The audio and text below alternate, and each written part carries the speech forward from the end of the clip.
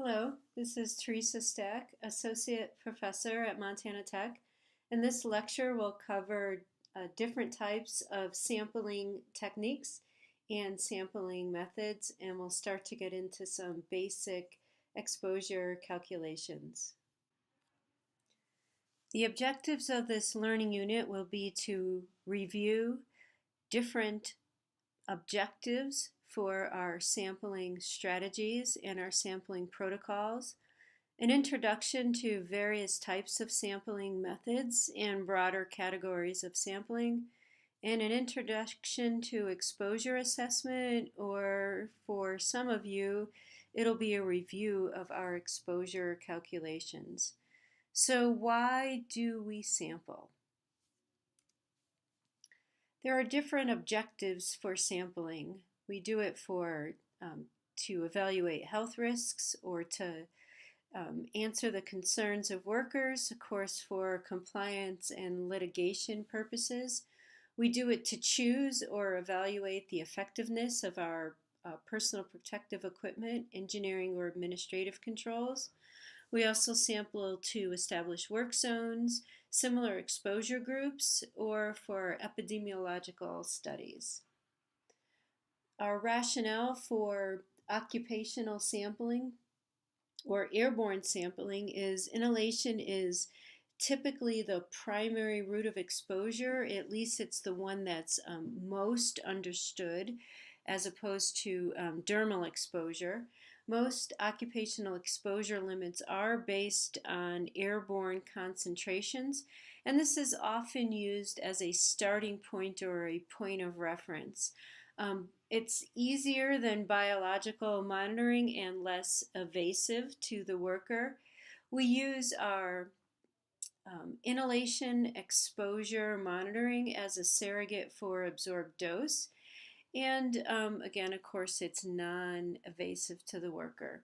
So as a review, what is the difference between an exposure and a dose? Exposure assessment is the central focus of our occupational safety and health programs, whether we're looking at exposure monitoring, employee training, hazardous communications, different types of specific programs, whether it's machine guarding, radiation safety, or hearing conservation. But the assessment is the central to why we embark on putting programs in place. So we remember there are different routes of exposure for which a dose is assumed. We can have inhalation, dermal exposure, ingestion, injection, and then that physical route of exposure. And the physical state of the agent or substance, the route of exposure, and the overall objectives, why we need to sample, will determine which type of sampling plan that you choose. So before we begin, let's just get a scope of what's this word sampling. Let's get an idea of what we're doing here. And I always like to bring it back to the background of scientific inquiry. And so sampling is a process for which we take a number of predetermined observations, we pull them from some larger population, we use a method of obtaining data from them, and we hope that we can generalize the results back on that larger population.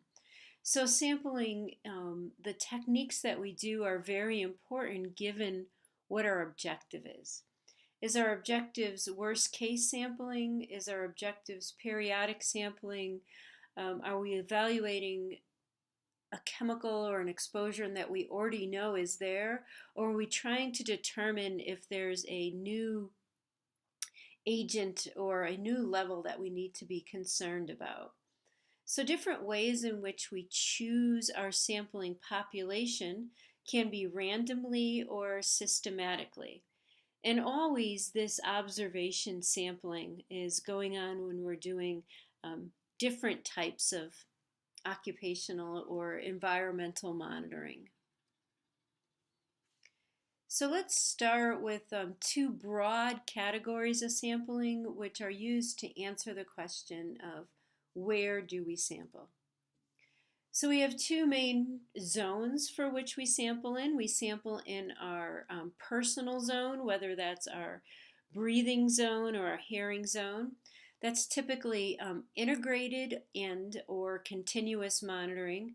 But there's also a lot of area monitoring that takes place, and this is another form of sampling. And whether that's surface sampling or bulk sampling. So our two main zones are personal and area. So our personal sampling, here we can see a worker who's wearing a pump. The pump is actively pulling air through a sampling cassette. This is active personal sampling.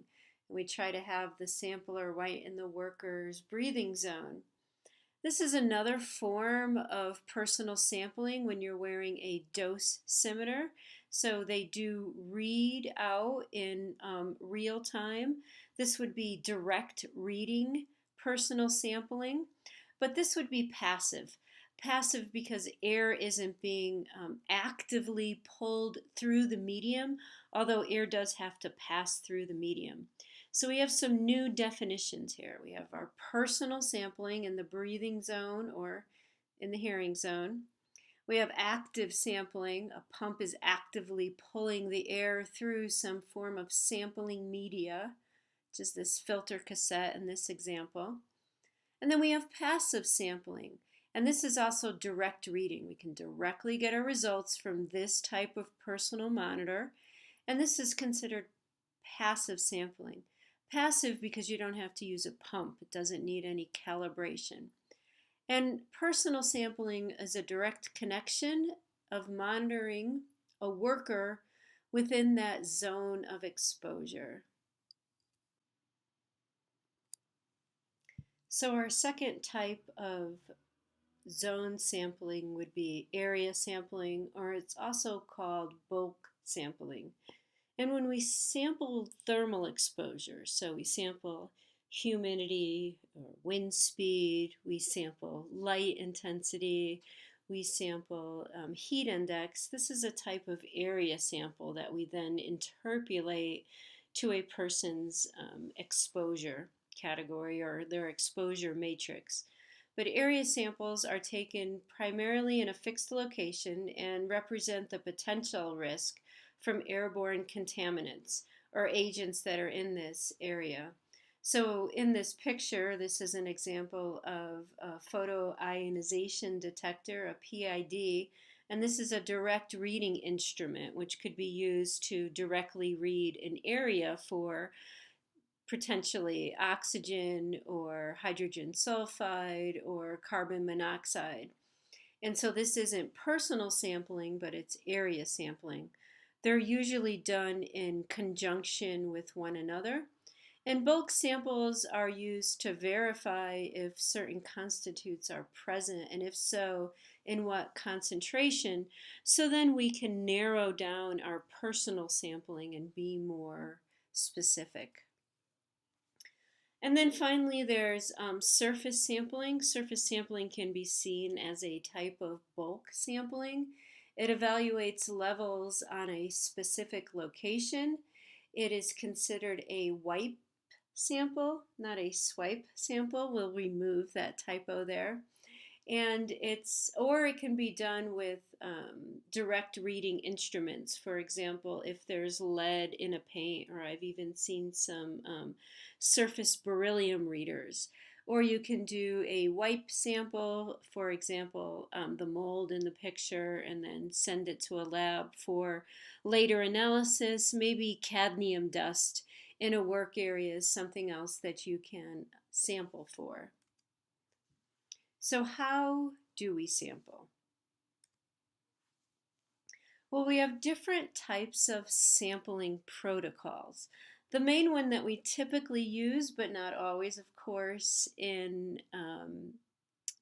aerosol or airborne concentration sampling is integrated or continuous monitoring over a full shift. And we can do this actively with a pump or passively with a badge of some kind. We can do random sampling throughout a shift, so we just pick a time period in which we may choose to sample certain points in time, beginning of shift, after lunch, end of shift. We can do it systematically, for example, during a specific operation. Maybe that would be our worst case sampling. Or we can randomly sample. We can randomly sample who and when we sample. And always along this continuum of either systematic or random sampling, we're doing our observational sampling, right? Because we're seeing the people at work, and we're going to try to integrate this somehow with our different types of techniques. So integrated or continuous sampling, it's a collection of a sample over a prolonged period of time from several minutes to several hours. We can take one sample for an 8-hour period, or to get more specific data, we can take multiple samples for an 8-hour period. We can randomly sample throughout the shift. It should be noted that most occupational exposure limits assume an 8-hour work shift, and so they like us to sample over an 8-hour period so we can take a look at a worker's average exposure or their time-weighted average exposure. And this is used to calculate a worker's daily exposure to hazardous substances or agents, taking into account the average level of a substance and the time spent in that area. So there's two different calculations that we can use. We can take our concentration times time, or all of our concentrations times the time we sampled, and divide that by 8, and that'll give us our 8-hour time-weighted average.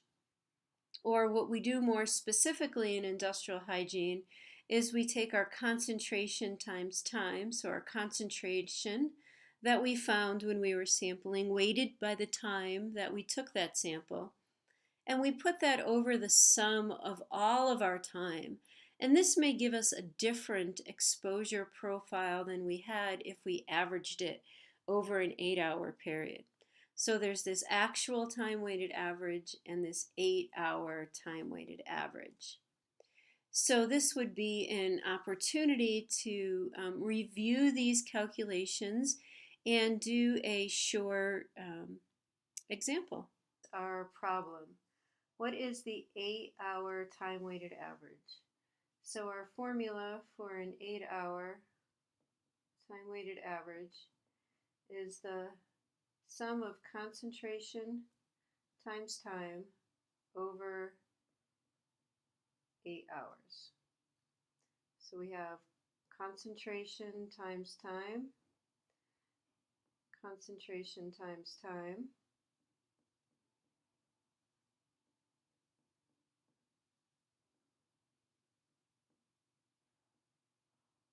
and now we'll multiply.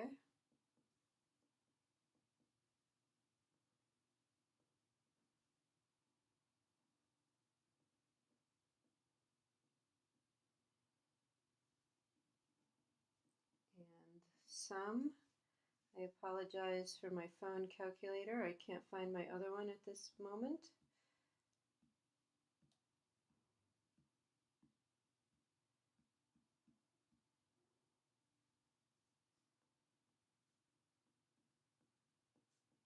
And our units are parts per million hours. And we put this over 8 hours.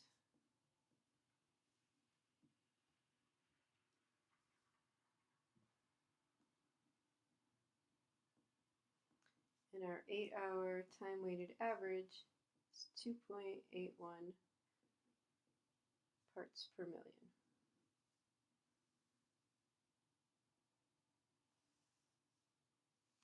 Weighted average.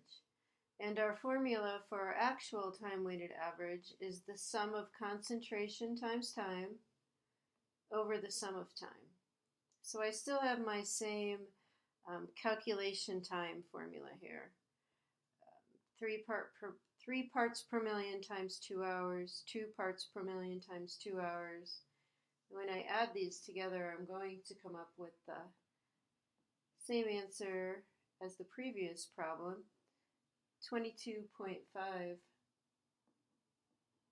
part per million hours. So this is my total.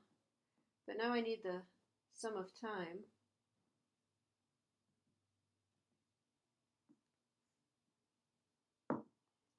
And that would be 2 plus 2 plus 2 plus 1 plus 0.5 equals 7.5. So we only sampled for 7.5 hours. And of course our hours cancel out there.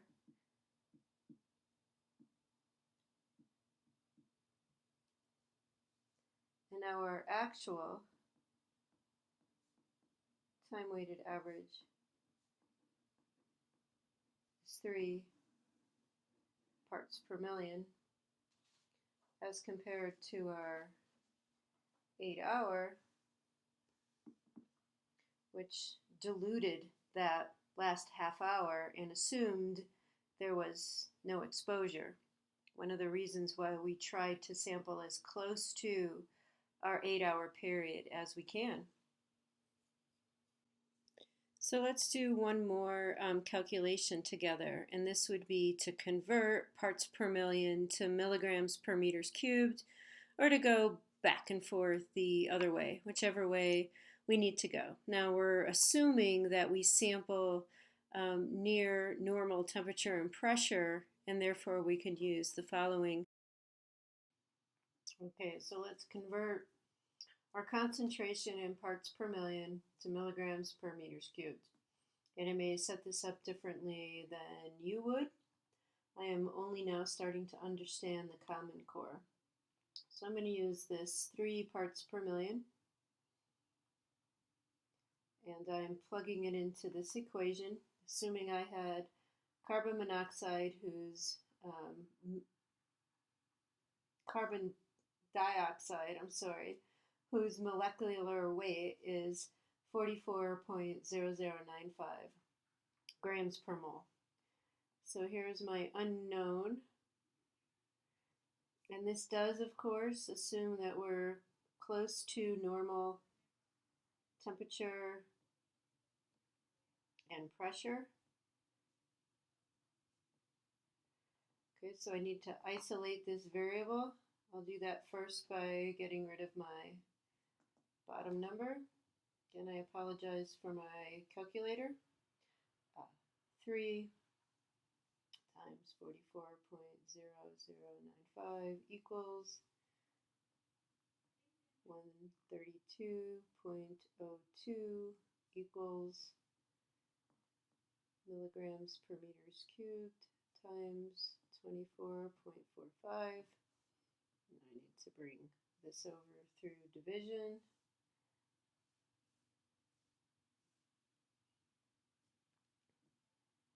So now I have the answer of 5.39 equals my milligrams per meters cubed of CO2. And I was able to convert from parts per million to milligrams per meters cubed just by simply plugging it into the equation.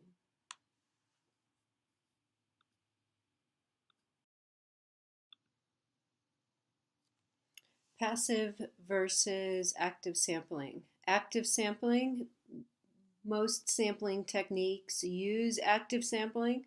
That's energy draws air or the contaminant through a pump across the media. And the energy can be battery operated or somehow manually. So for example, when you use a Draeger tube, you're manually pulling air, and this is active sampling. So here's our sampling media. The air is being pulled across the media into the pump and is then, of course, filtered and discharged. And the sampling contaminant should be deposited on our media. This should be as close to the breathing zone as it could be. Up on the shoulder would be a little better. versus passive. Passive sampling is neither electrical or manual. The only air movement that is required is that it's on the outside of a person's clothing and it isn't impeded by air movement. So, for example, putting it under a hoodie wouldn't work. But this is passive sampling and this is active sampling with our pump. And then observational sampling is when we observe people's behaviors, for example, repetition, poor work technique, posture, and this can be integrated into a formula or it can be a snapshot in time. And here is a picture of observational software that I use when I evaluate somebody at work, and then I would take these video snapshots and put them into the biomechanical analysis program and come up with an integrated sampling exposure. So who to sample? Well, we try to sample in each of our representative job locations. We can take subjects with the highest suspect exposure to get an idea of what their exposure is, or we can do random sampling, and certainly one of the first or second homework assignments that you'll do will be an exploration of this random versus worst case versus systematic sampling. And of course, most industrial hygiene programs include all of them. And it's usually not cost effective, or it certainly isn't necessary to sample everybody. But remember, when we are sampling, we are drawing some proportion of the population. We're taking our worker population and we're trying to assume some kind of representative sample that we're sampling. So if we take our most compliant workers or our oldest workers, they may not truly be representative of the whole's exposure profile. So random sampling is each subject has an equal opportunity of being part of your sampling routine.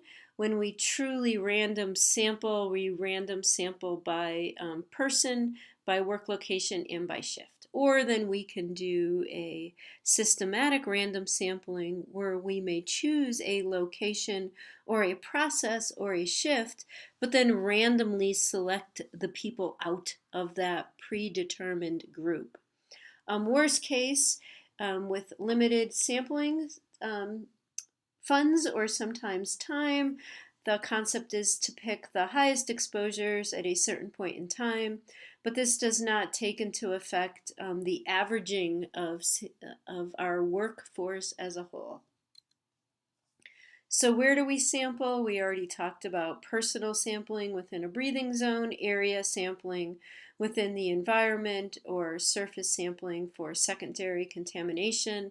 Can also be a surrogate for dermal exposure.